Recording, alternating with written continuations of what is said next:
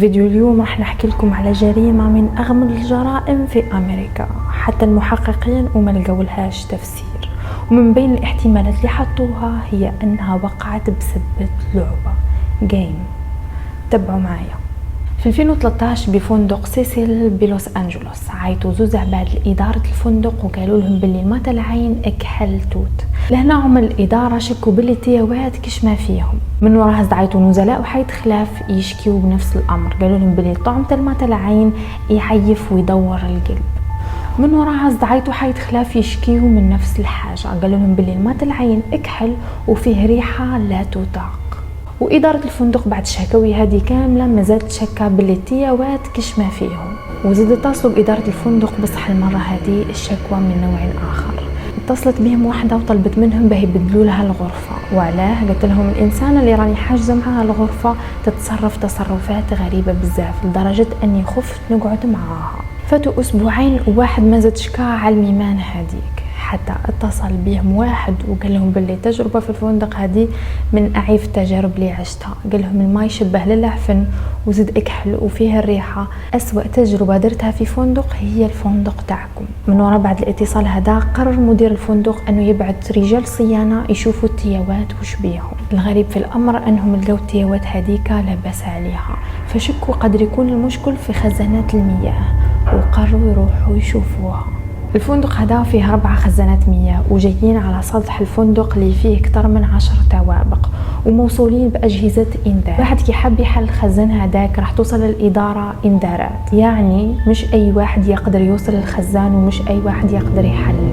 وكي حلوا الخزان لقوا فيها جثة متحللة، وكي جبدوا الجثة هذيك تاع شكون لقاوها تاع شريكة السكن اللي عيطت صاحبتها تشكي منها. تخيلوا، لقاو الجثة عريانة وقشها مطيش معاها في الخزان.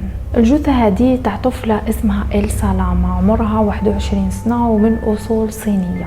إلسا كانت عايشة في كندا وجات لوس أنجلوس باه تفوت الإجازة تاعها، وطول المدة هذه كاملة كانت على تواصل مع أهلها، ومن وراها تقطعت أخبارها عليهم لمدة أسبوع، وهذا الشيء اللي خلاهم يقلقوا عليها وقاموا بتبليغ الشرطة. ومن وراء البلاغ تاعهم هدايا بأسبوعين لقاو جثة إلسا. وفي التحقيقات حطوا زوز احتمالات الموت إلسا، الأول أنها إلسا انتحرت، والثاني أنهم قتلوها. ولكن كي حلوا الجثة تاعها ما لقاو عليها حتى آثار ضرب وإلا عنف وإلا اعتداء، حتى البصمات ما كانش على الجثة تاعها. وفي تشريح الجثة ما لقاو حتى آثار حبوب مخدرة وإلا منومة، يعني الجثة كانت في أتم قواها الجسدية. بصح السؤال اللي بقى مطروح عند الشرطة هي كيفاه وصلت جثة إلسا للخزان اللي على سطح الفندق. وعلاه؟ لأنه الباب تاع السطح هذاك من الصعب أنه يتحل، وأصلا عنده مفاتيح خاصة، وتاني الخزانات كانت موصلة بأجهزة إنذار، يعني أي واحد يقيسها راح يوصل لهم إنذار.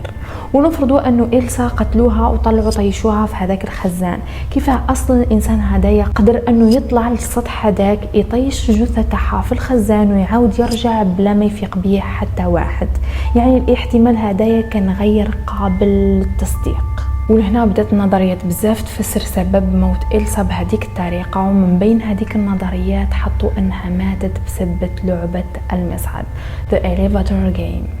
ولعبة المصعد هذه وش هي أنهم الناس يتواصلوا مع ناس وكائنات وحيد خلاف من بعد آخر، يعني ما يقدروش نشوفوهم بالعين المجردة، ولازم يستعملوا فيها فنادق وإلا مباني تكون عالية أكثر من 10 طوابق وفيها مصاعد.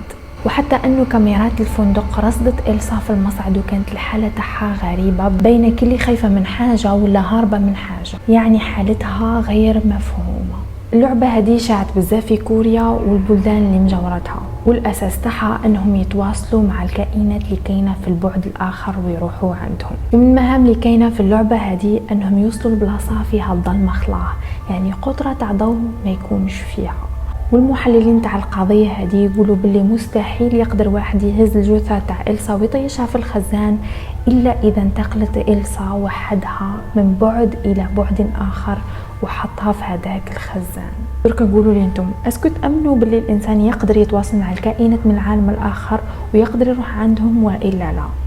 وما تنساوش ديروا لي لايك للفيديو إذا عجبتكم، شاركوا على قناتي في اليوتيوب والإنستغرام. إكرام بشكو.